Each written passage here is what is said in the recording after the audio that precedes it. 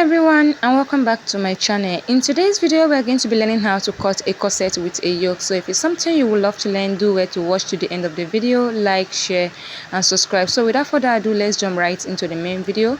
So the first thing I'm going to do right here is to rule a line across, which is going to serve as our shoulder line and our starting line. So from there I'm going to come down to take my vertical measurement. From my shoulder to my bust point is 9.5 inches. I'll mark that and then extend the point across.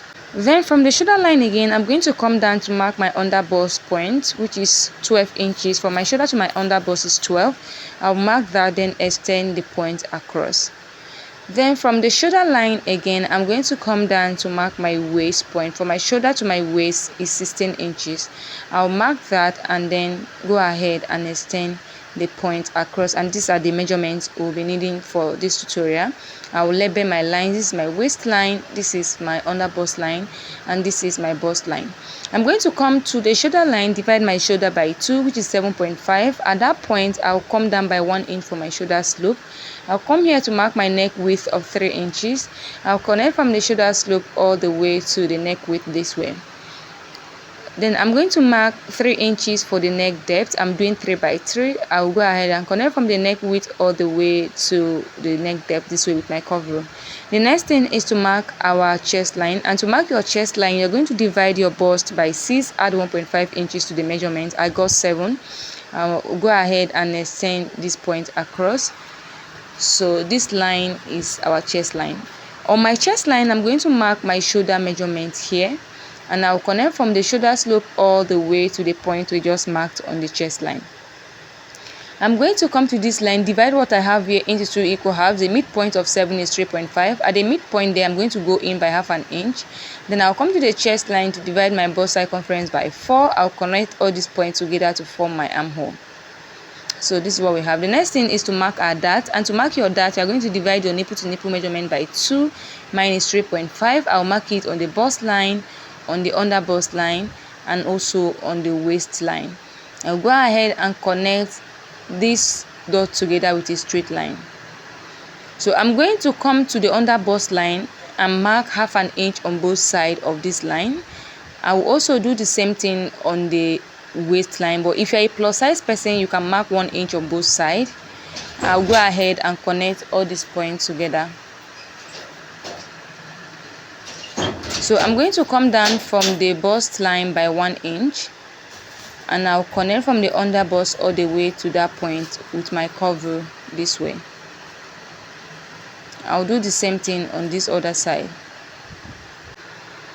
So I'm going to measure the distance I have from my bust line to my under bust line. Is about 2.5 inches. I'll go up from the chest line by that 2.5 inches. I'm going to make sure I have my nipple to nipple divided by 2 here as well. I will go ahead and extend the line across, and I will extend this dart leg all the way to our new chest line, like so. So I'm going to come to this line. I'm going to mark half an inch on both sides of this line, and I will connect it back into our original line with my cover this way. It's now time to form our cup. So I'm going to mark half inch inward like this on my chest line. So this is the distance we have in between our bust.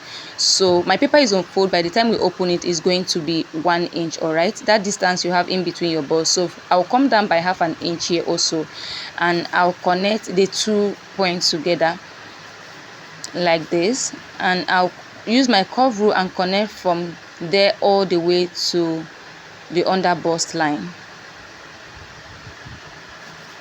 So you can see the shape of our cup coming out already. Then I'll connect from here to this point also with my curve rule like this. So this is our first cup. So I'm going to label this our first cup.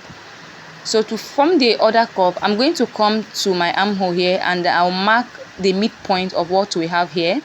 I'll come down by half inch from that midpoint, and I'll connect the 2 dots together like this, and I will extend the point outside like this also. From there I'm going to connect all the way to the under bust with my cover this way, and I'll connect from here to that point. So we now have our 2 cups. You can see how beautiful this is. I'm going to label this cup 2. Now also blend this side together like this as well. So this is what we have. Very simple to draft. So this is going to be our yoke. And the next thing is to impute our ram body measurement. We've already marked our bust measurement here. I'm going to come to the waistline, mark my waist measurement. Then the 1 inch for that, I will replace it. I'll go ahead and connect all my markings together. So I'm going to add 1.5 inches to our measurement for our sewing allowance. So I'll mark 1.5 inches for our seam allowance, and I'll connect the points together as well. So this is basically it for the front pattern. You can see how easy it is to draft out. The next thing is to go ahead and cut it out so we can work on the back pattern. Please pay attention to where I'm cutting from. So this is what we have. By the time you open it up, this is what you are going to have. So it is very important that you label your cup appropriately so that you know how you are attaching them when you are sewing. So this is basically for the front. We'll keep this aside just so we can work on the back pattern.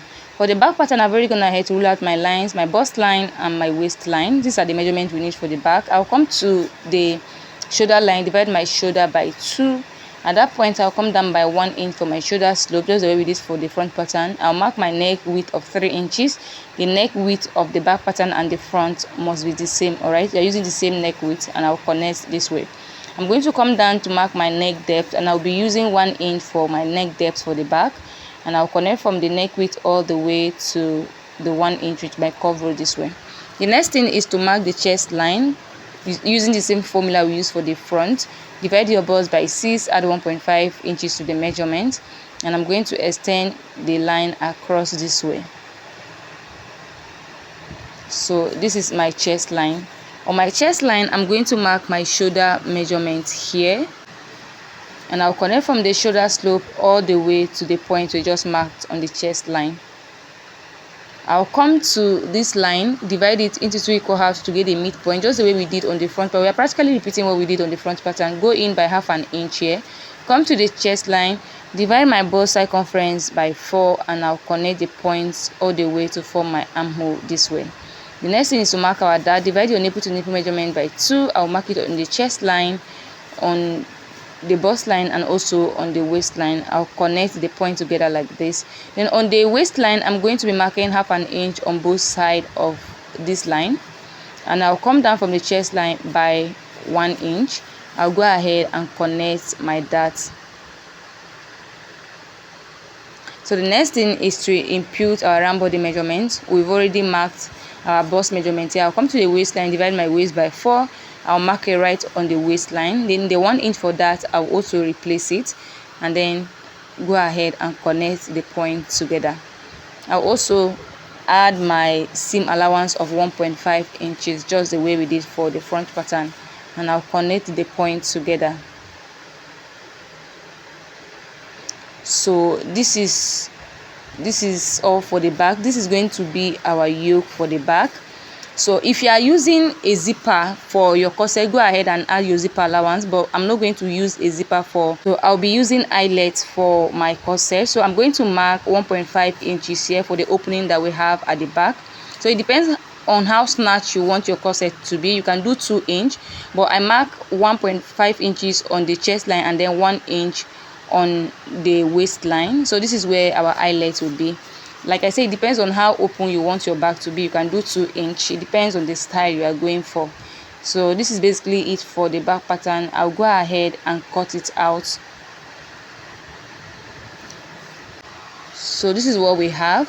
So if you don't want to have so many lines on your corset, you can just close this dart that we have at the back. You can just close it down so that you can cut it as one piece instead of having center back and side back. You can just close it like this and cut it as one piece, right, so that you don't have so many lines on your corset. So this is basically it for this tutorial. If you find this video helpful, do well to like, share and subscribe before you go. If you have any question, drop it in the comment section. I will see you in the next video.